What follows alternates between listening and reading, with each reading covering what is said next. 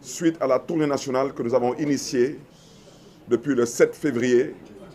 une tournée nationale qui nous conduira dans les 14 régions du Sénégal et qui a débuté par la région du Nord, particulièrement de Saint-Louis. Je remercie également les chefs religieux pour leurs prières et leurs bénédictions. Ces prières nous obligent. Ce que nous avons constaté n'est pas un simple retard, c'est un décrochage. Dans la vallée, le fleuve coule majestueusement, mais les champs restent encore assoiffés. La campagne arachidière a été désastreuse et le pouvoir peine à produire des chiffres probants. Nos éleveurs sont étranglés par la cherté de l'aliment de bétail, le manque d'appui vétérinaire et l'insécurité pastorale. À Saint-Louis, les pêcheurs vivent l'angoisse permanente de l'embouchure, qui est en train de tuer à petit feu nos enfants, particulièrement les enfants de la région de Saint-Louis. La langue de barbarie recule, les familles sont déplacées, les maisons englouties. Les licences de pêche restent malheureusement opaques. Les jeunes que nous avons rencontrés sont lucides. Ils ne croient plus aux promesses. En mars 2026, des échéances extérieures majeures arrivent. Le programme avec le FMI est suspendu. Le risque de défaut de paiement, chers compatriotes, est réel. Quand un gouvernement passe son temps à éteindre ses propres incendies financiers, il ne peut gérer les urgences, a fortiori planifier le développement. En ce sens, la mort tragique de l'étudiant Abdoulaye Ba est impardonnable. Je promets à la famille de la victime, aux Sénégalais et plus particulièrement aux étudiants que justice leur sera rendue. La justice n'est pas négociable. Et je voudrais le dire avec force, ce que nous avons vu à l'université Cheikh Anta Diop de Dakar sera puni et sanctionné. C'est inadmissible que la police, qui doit maintenir l'ordre, je parle déjà en tant que maire de Dakar, parce que l'université de Dakar est au cœur de Dakar. La police, son rôle à l'université, c'est de s'organiser pour que les étudiants ne sortent pas sur l'avenue Cheikh Anta Diop, ou qu'ils ne sortent pas sur la corniche, ou qu'ils ne sortent pas sur le canal par le couloir de la mort. C'est ça le rôle de la police. Le rôle de la police n'est pas de rentrer dans l'enceinte de l'université Cheikh Anta Diop et de faire de poser des actes plus ou moins qui ne relèvent pas du maintien de l'ordre. Ce que nous avons vu à l'université Cheikh Anta Diop, c'est du désordre. Nous avons tous vu des policiers entrer en plein jour avec du matériel lourd, accompagnés d'une élite spéciale de la police, en l'occurrence la brigade d'intervention polyvalente. On les a vus défoncer les pavillons, on les a vus rentrer dans les pavillons, on les a vus défoncer les chambres, et la suite, nous la connaissons. Ces actes seront punis. D'autre part, Sénégal Béni Bokk s'inquiète du subit incendie au ministère des Finances, du subit cambriolage à la direction informatique du Trésor, de la subite cyberattaque contre la direction de l'automatisation des fichiers. Nous avons déjà été habitués depuis quelques années à une stratégie qui s'adosse à de la manipulation. Pourquoi toujours les mêmes institutions stratégiques? Tout un chacun devrait se poser cette question. Un gouvernement incapable de protéger nos données personnelles ne sera pas capable de nous protéger. Nous exigeons une transparence non négociable sur le patrimoine commun des Sénégalais, notamment les recettes issues du pétrole et du gaz. Sénégal Béni Bokk propose la préservation des acquis des étudiants, le respect des engagements de l'État, particulièrement vis-à-vis des syndicalistes, un plan national d'irrigation structuré financé et contrôlé pour les populations du Nord. Un fonds de stabilisation pour l'aliment de bétail. Un programme national de santé animale pour l'amélioration de la race, particulièrement pour ce qui concerne le lait et la viande. Une réforme rigoureuse et transparente des finances publiques et non de la diversion et de la comédie. Un programme national de sécurisation côtière, particulièrement pour les populations du Nord. Un recasement digne et planifié des populations affectées, particulièrement par ce qui se passe avec l'embouchure à Saint-Louis. Fini l'improvisation, fini l'abandon. Mes chers compatriotes, je suis au regret de vous dire, le cœur meurtri, que depuis quelques années, malheureusement, on vous a habitués au mensonge et à la manipulation. Et malheureusement, vos vies ont été empoisonnées par ce mensonge. Quant à vos destins piégés par la manipulation. Et on vous invite à un réveil et un sursaut national. Le Sénégal ne manque ni d'eau, ni de terre, ni de talent. Mes chers compatriotes, le Sénégal est malade. Il est malade. Cette maladie, malheureusement, n'a pas de nom. Il est malade parce qu'on vous avait vendu un duo. Et ce duo, aujourd'hui, se trouve être une grosse déception. Aujourd'hui, malheureusement, ce duo n'a toujours pas compris qu'on ne les a pas invités à occuper un canapé, mais plutôt un fauteuil. Le fauteuil ne peut être occupé que par cette personne qui a été élue par les populations sénégalaises. Si cette personne comprend définitivement qu'elle est bien élue par ces populations et que cette personne accepte de remplir pleinement sa fonction. Et je le répète, le Sénégal est malade, il manque d'autorité, il manque de leadership et il manque de vision. Un État, c'est un État qui doit protéger. Un État, c'est un État qui doit planifier. Et un État, c'est un État qui doit assumer. Et c'est là où on vous invite, Sénégalaises, Sénégalais, à comprendre que le Sénégal a besoin d'un président de la République. Un président de la République avec une ambition et avec une vision.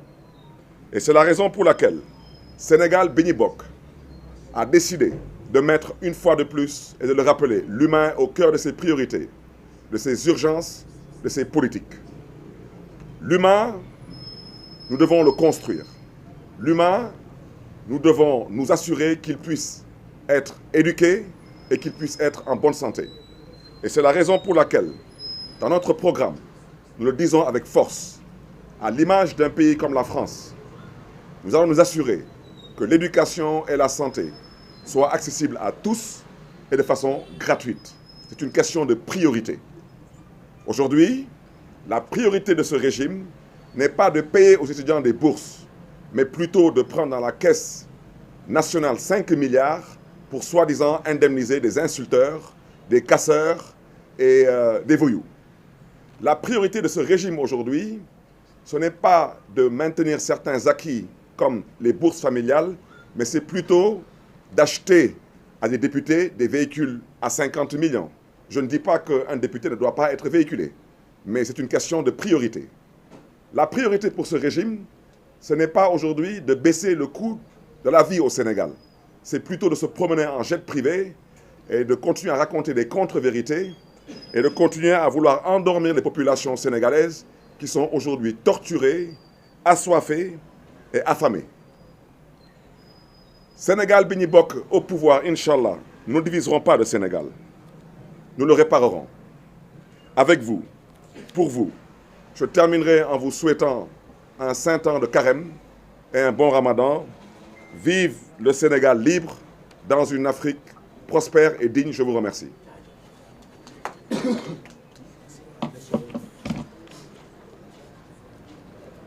asalaamaaleykum mbokk yi ginnaaw bu ñu sante yàlla ñu ngi gërëm di sant suñu mbokk yi ci yu fi ñëw tey fekk si tey lii di conférence de presse bi ñu ngi leen di jox seen wàccuwaay di gërëm di sant sénégalais yu ñuy déglu fii ci biir réew bi ak bitim réew ñu ngi leen di màggal te di leen di jox seen wàccuwaay tamit mbokk yi lu ma bëggoon wax mooy dañu door lii di tournée politique nationale te tournée politique boobu ci kattanu yàlla incha allah noonu nañu wër réew mi fii ak at bi di jeex ñu dooree tournée bi fële ci région de Saint-Louis luñ fa gis dafa jéggi dayoo ci ndóol ci yaakaar bu tas ak ci jaaxle ak tiitange mbokk yi Sénégal bu ñu bëgg a tabax mënuñu ko tabax te di fàtte lii di cosaanu Sénégal lii di démbewu Sénégal te lu ñu gis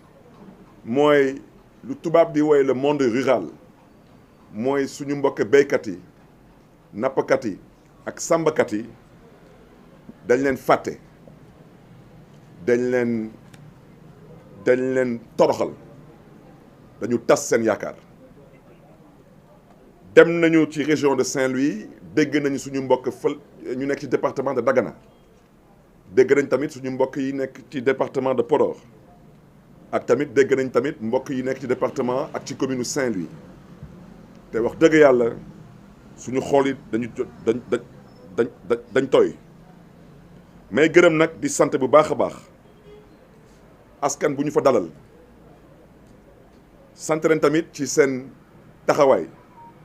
sant leen tamit ci seen gëm-gëm parce que nit day ànd ak gëm yàlla ak wóolu yàlla di gërëm tamit ak di sant tamit suñu kilifa diine yi ak suñu kilifa aada yi ak suñu kilifa tamit cosaan yu ñu tamit jot a dalal ñu ngi leen di gërëm di leen di sant ci ñaan yu ñu ñaanal réew mi ak tamit ci ñaan yu ñu ñaanal du ñu gis ma koy bégalaat fii gis-gis amatul ci réew mi lu fi am tey mooy décrochage mooy abandon dañu toog di seetaan suñu askan te du loolu lañ leen digoon fépp fu ñu dem gis nañ fa ndox gis nañ fa suuf gis nañ fa ay nit ñu taxaw te am pas-pas am fulla am fayda te bëgg a liggéey wante gisuñu fa lii di yéene bu jógee ci état gisuñu fa lii di yërëmande bu jógee ci état gisuñu fa lii di cofeel bu jógee ci état di jëm ci ñoom te lu ñu gis lu mel ni lii di campagne arachidière dalul suñu xel lu ñu gis tamit bu ñu demee booru Niassante ci suñu mbokk éleveurs yi dafa jéggi dayoo ndox bu ñuy naan sax ñoom seen bopp amuñu ko te du loolu lañ leen digoon Saint-Louis nag foofu wax dëgg yàlla il faut que ñu wax ci waxu Saint-Louis wax ci waxu bël ba lu fa am mënatul continuer bël ba ñëpp xam nañ que napp bi lu muy dugal ci keesu état ci ay milliards kenn xamul nu mu toll kon tey lu ñu gëm mooy ñu ilif Sénégal seen doom yi suñu naroon jaar ci bël ba pour xëy dem école ñoom ñuy lijjanti bël ba te bàyyi di taxaw fii di ñuy wax que dëkk bi amul koom-koom pour lijjanti lii di bël ba dëkk bi lu mu téye ci koom-koom at bu nekk ci budget mi ngi toll ci à peu près 6 000 à 7 000 milliards képp ku fi téye woon tey 6 000 francs wala 7 000 francs sa poche ñu ne la soo génnee 200 francs wala 250 francs sa doom su jaaree fii du ñàkk bakkanam di nga ko génne te nappkat yu nekk Ndar ay doomu Sénégal lañu nappkat yu ñu nekk Ndar duñu ay mala ku yor sax ay mala sax di nga def sa kéem kattan ba sa mala yi bañ a ñàkk seen bakkan kon nag bël ba dañuy ñaawlu li taxawaayu état bi daf ci nar def kenn kàttanam ba lii di bël ba mu nekk un vieux souvenir. À défaut ñu jéem a xool option wu tabax fa benn port de pêche loolu mooy dëgg wante toog di continuer di seetaan suñu mbokk nappkat yi fële ci Ndar loolu à la limite c'est cautionner un crime contre l'humanité. Licence su pêche yi tamit gisuñu ci lan la ci état bi def pour que nappkat yi mën a gis seen bopp ci lii di seen liggéey fépp fu ñu dem tamit ma koy waxaat encore fii dañu fekk ay ndaw ay jigéen ay mag ñu taxaw tem te nangu liggéey mbokk yi nag at bii dina doon at bu tar ci askanu Sénégal lii di programme ak FMI bi aj nañ ko te xam ngeen lu tax ñu aj ko waaw te Sénégal mi ngi dem ci direction ci situation bu tubaab di wooye défaut de paiement loolu nag moo waral lu ngeen di gis nii ay nit yu ñu jot a ilif am yaakaar ci ñoom ñuy xataraayu parce que lu ñu leen dénk ñu ngi wane seen télé ak seen cuune gouvernement ma koy biiralaat gouvernement bu yàmbar weesuwul gouvernement bu mënul fay ay bourse gouvernement bu yàmbar weesuwul mu fekkoon fii lu mel ni ay bourse familiale mu koy dagg gouvernement bu yàmbar weesuwul gouvernement bu dul respecter ay engagement ak syndicalistes yi wala di bëgg a retenir ay salaire de fonctionnaire wante su fa yemoon ñu ne amaana mënuñu dañu tële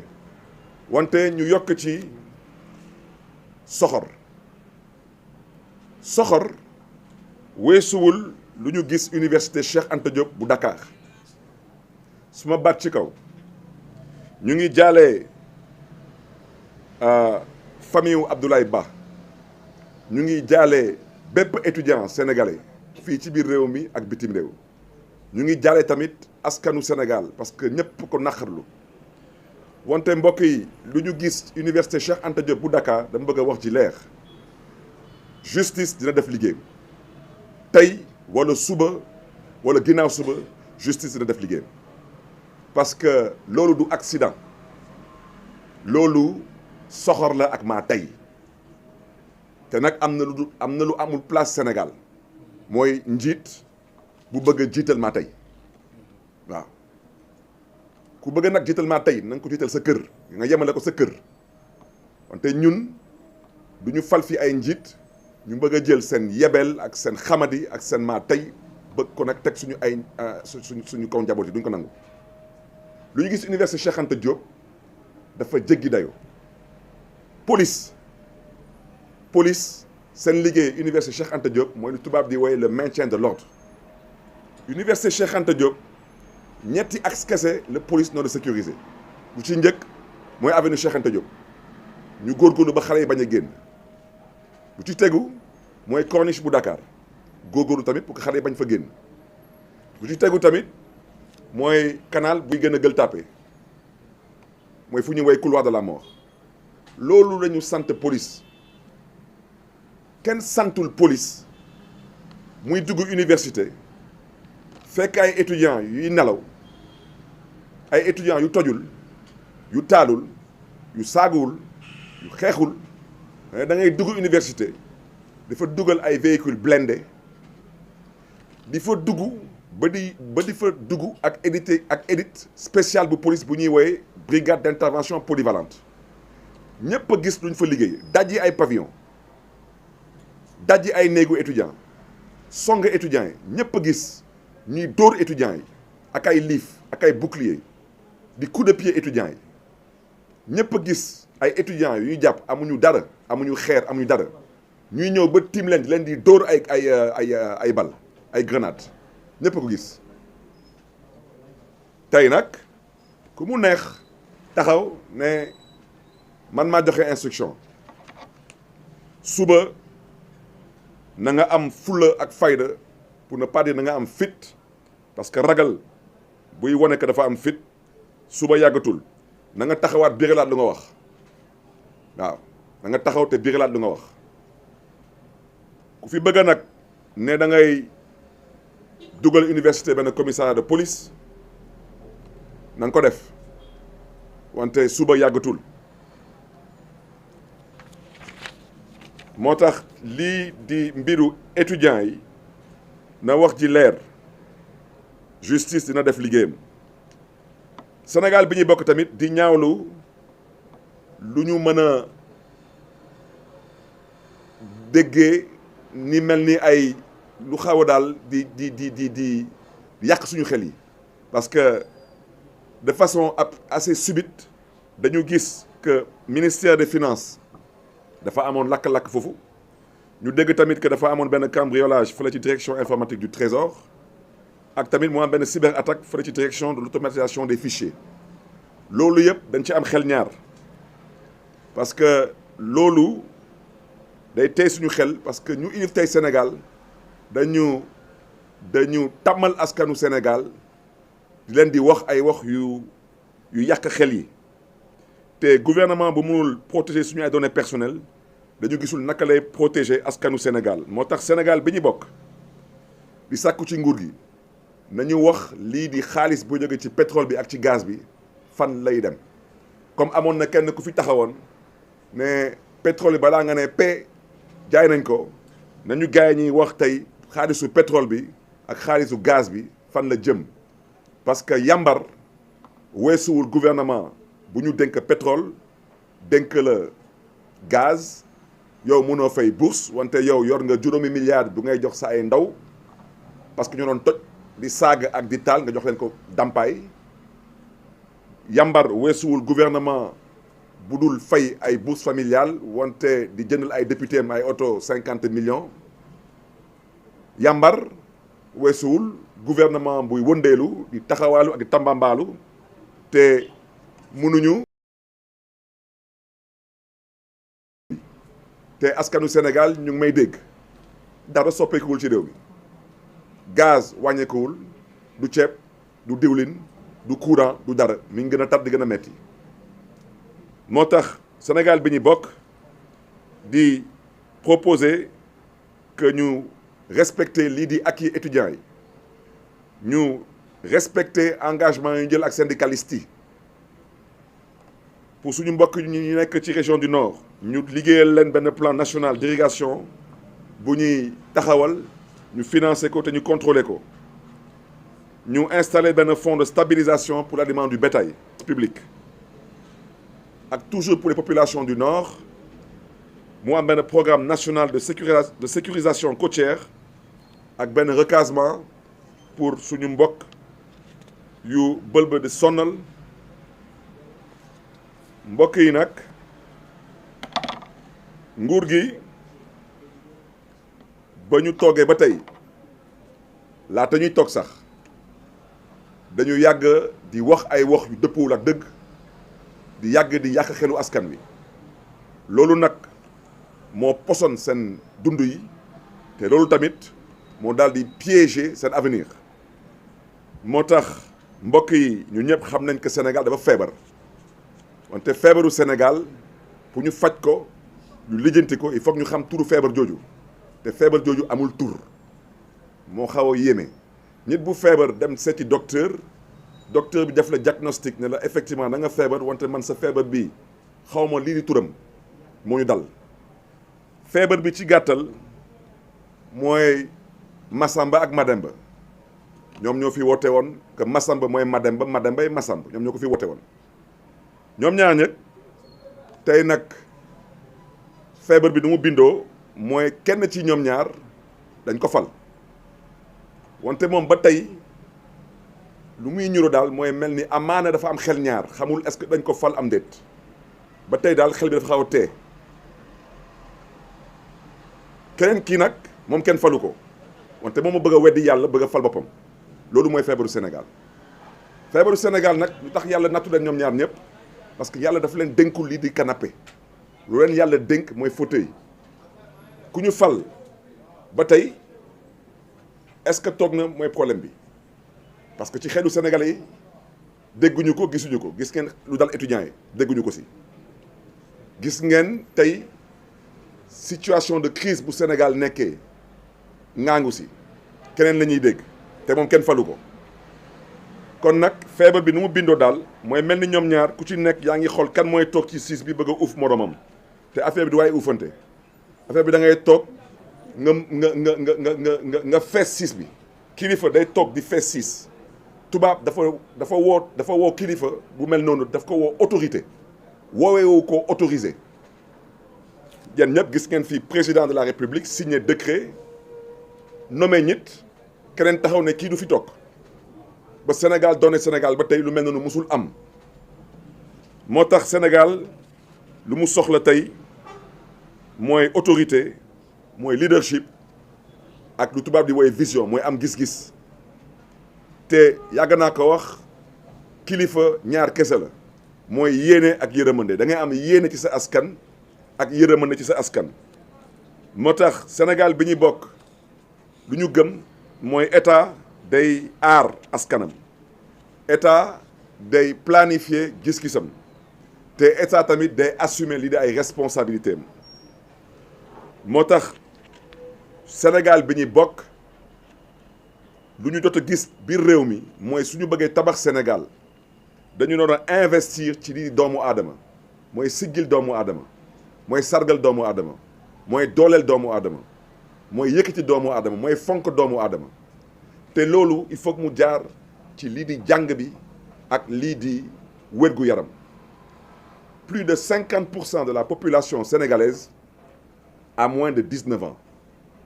plus de 75% de la population sénégalaise a moins de 35 ans mënuñu tabax Sénégal liggéey reer nga mën ko gëm ba ma nekkee ci mairie de Dakar ci diir bu gàtt wane naa suma pas-pas ak suma yéene ci lii di jàng bi ak lii di wér-gu-yaram lii di jàng bi en 2 ans et demi tabax naa le lycée scientifique et technique le plus moderne du Sénégal tey mi ngi fële ci arrondissement de Grand Dakar en 2 ans et demi te amul kenn ku fay dërëm loolu laa liggéey ci biiru jàng bi te waxuma sax ay waxu ay bourse tabax nañ fi tey na ngeen dem tey CEM Ousmane Socé Diop fii ci di jëppal ngeen xool lu ñu fa liggéey na ngeen dem tey fële ci Cambérène ngeen xool lu ñu fa liggéey ci CEM bi na ngeen dem tey seeti biir Dakar ngeen xool lycée yu ñu fa liggéey ak ngeen xool tamit fan la ñu jëlee bourse yi mi ngi toll woon ci à peu près ay 1 milliard et quelque 1 milliard 2 yóbbu ko quasiment ba ay 4 milliards ci mbiru wér-gu-yaram man duma leen di dikk dama leen di wax lu ma liggéey ci ñaari at j'ai construit le centre de dialyse le plus grand du Sénégal avec 120 branchements tous gratuits te ñëpp xam nañ que branchement ku fi yàlla nattu nga am feebar roño branchement bu ci nekk 65 000 francs la ba ñu tëjee hôpital Dantec musu leen gis fii Sénégal lu mel ni mairie collectivité territoriale buy tabax centre de dialyse j'ai fait ce que j'ai fait avec un budget de 50 milliards 50 milliards ku la ko jox 10 fois jox na la 500 milliards jox na la 500 milliards 10 fois ku la ko jox 100 fois jox na la 5000 milliards cuune yi ñoom dañ leen dénk 7000 milliards waaw man nag waxoon naa leen ko su ngeen ma falee maire de Dakar ngeen fal ndaanaan bu am yéene ci Dakar ngeen fal ndaanaan bu am yërmande ci askanu Dakar ngeen fal ndaanaan bu am yaakaar ci ëllëgu Dakar bés bu ngeen ma dénkee Sénégal bés boobu nag ngeen di xam ne nag lépp dëgg la di ngeen fal ndaanaan bu am yéene am yërmande ak yaakaar ci Sénégal mbokk yi fu may daanalee mooy Sénégal bi ñu bokk duñ leen dig dara wante luñ leen di wax mooy su ngeen ñu dénkee réew mi incha allah lu ñu wootee mooy Sénégal bi ñu bokk benn ndey bokk benn baay bokk gis-gis bokk àndandoo bokk tabax Sénégal maa ngi leen di gërëm di leen di sant te tamit di leen di ñaanal weeru koor ak carême bu barkeel jërë ngeen jëf vive le Sénégal libre dans une Afrique digne et démocratique jërë ngeen jëf mbokk yi. Merci beaucoup.